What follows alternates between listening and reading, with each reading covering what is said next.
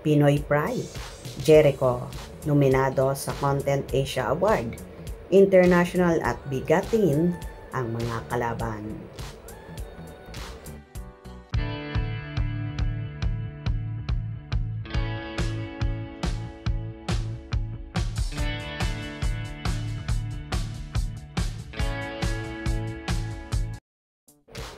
Isa nga ang kapamilya actor at Asian drama king na si Jericho Rosales nominado para sa taunang Content Asia Award bilang Best Leading Actor sa pagganap niya bilang si Tyrone De Vera sa hit teleseryeng Lavender Fields. Maraming international actors ang makakalaban ni Echo dito from Malaysia, Thailand, South Korea, Taiwan at India. Hindi rin talaga pakakabog at pahuhuli sa aktingan si Jericho Rosales dahil napakahusay naman talagang aktor. Nominado bilang Best Male Leading TV Program or Series ang aktor na si Jericho Rosales sa ika-6 na edisyon ng Content Asia Awards. Ito ay para sa kanyang pagganap bilang Tyrone De Vera sa Lavender Fields. Kalaban ni Echo ang iba pang aktor mula Malaysia, Thailand, South Korea, Taiwan at India. Well, may kay naman para mapabilang si Jericho sa mga international actors na galing sa iba't ibang bansa dahil sa husay niya sa larangan ng pag-arte.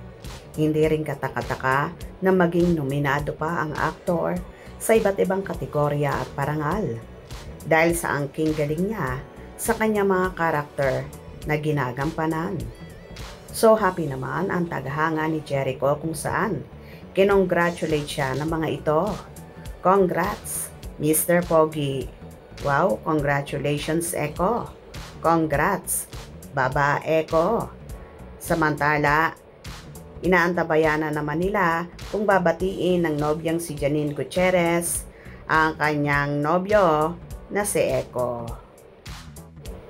Pinag-usapan nga ang naturang serye na yon ni Jericho at Janine Gutierrez kung saan sila first time nagkasama at nagkatrabaho. Dito rin nag-umpisa ang love story ng Econin na ngayon nga ay so happy sa kanilang relasyon. Samantala, hindi lang naman si Echo ang nominado dahil si Janine ay nominado rin bilang Best Drama Actress sa 37th Year Award for Television para sa serye niyang Dirty Linen. O diba kabugan ang magkasintahan sa kabilang nominasyon para sa mahusay na pagganap sa kanilang mga karakter na ginagampanan. Congratulations Janine at Echo! Deserve nyong mapasama sa Giving Bodies Awards. Kung nagustuhan nyo ang video na ito, comment down below.